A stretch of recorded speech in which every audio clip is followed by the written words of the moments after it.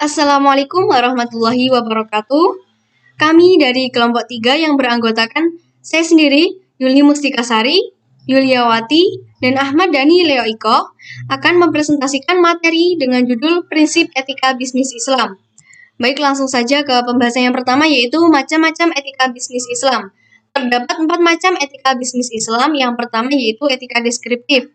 Etika deskriptif merupakan fakta secara apa adanya, yakni mengenai nilai dan perilaku manusia sebagai suatu fakta yang terkait dengan situasi dan realitas yang membudaya. Yang kedua yaitu etika normatif.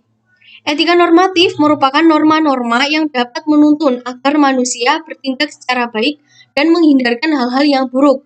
Hal ini harus sesuai dengan kaidah atau norma yang disepakati dan berlaku di masyarakat. Yang ketiga yaitu etika umum.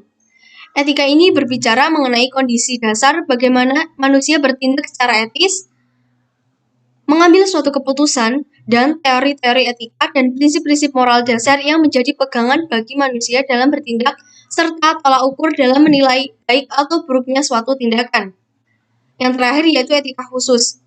Etika khusus merupakan penerapan prinsip-prinsip moral dasar dalam bidang kehidupan yang khusus.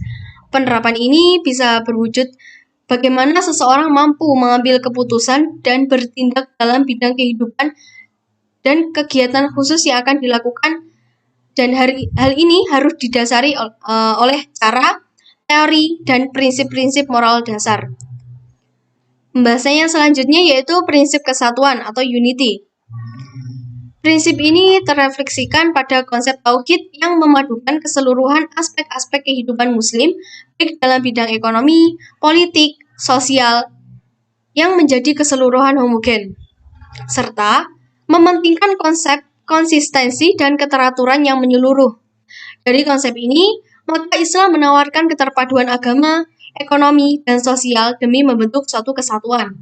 Atas dasar pandangan ini pula, maka etika dan bisnis menjadi terpadu, vertikal maupun horizontal, dan membentuk suatu persamaan yang sangat penting dalam sistem Islam. Untuk pembahasan yang selanjutnya yaitu prinsip kehendak bebas atau free will.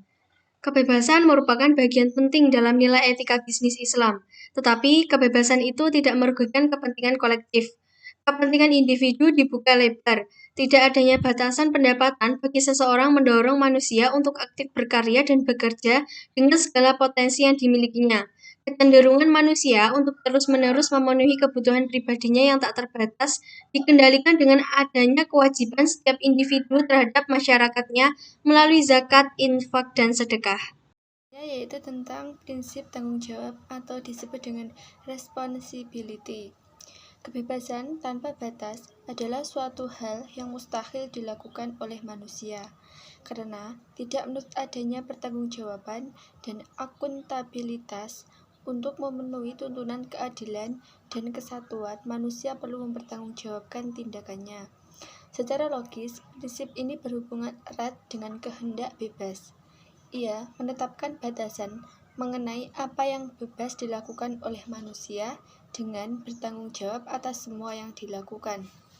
Selanjutnya yaitu tentang prinsip kebenaran. Kebenaran sama dengan kebajikan dan kejujuran atau truth, goodness, honesty.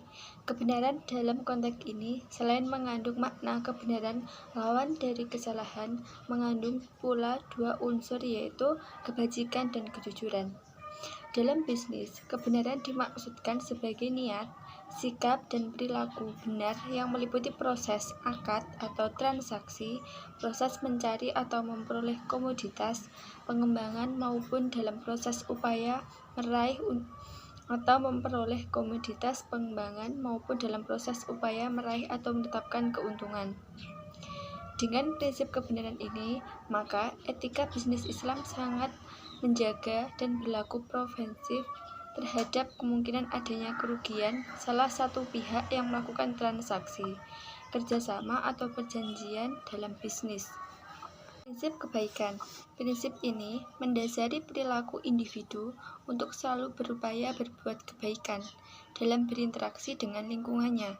Prinsip ini biasanya berkenaan dengan nilai-nilai kemanusiaan seperti hormat menghormati, kasih sayang, membantu orang lain, dan sebagainya.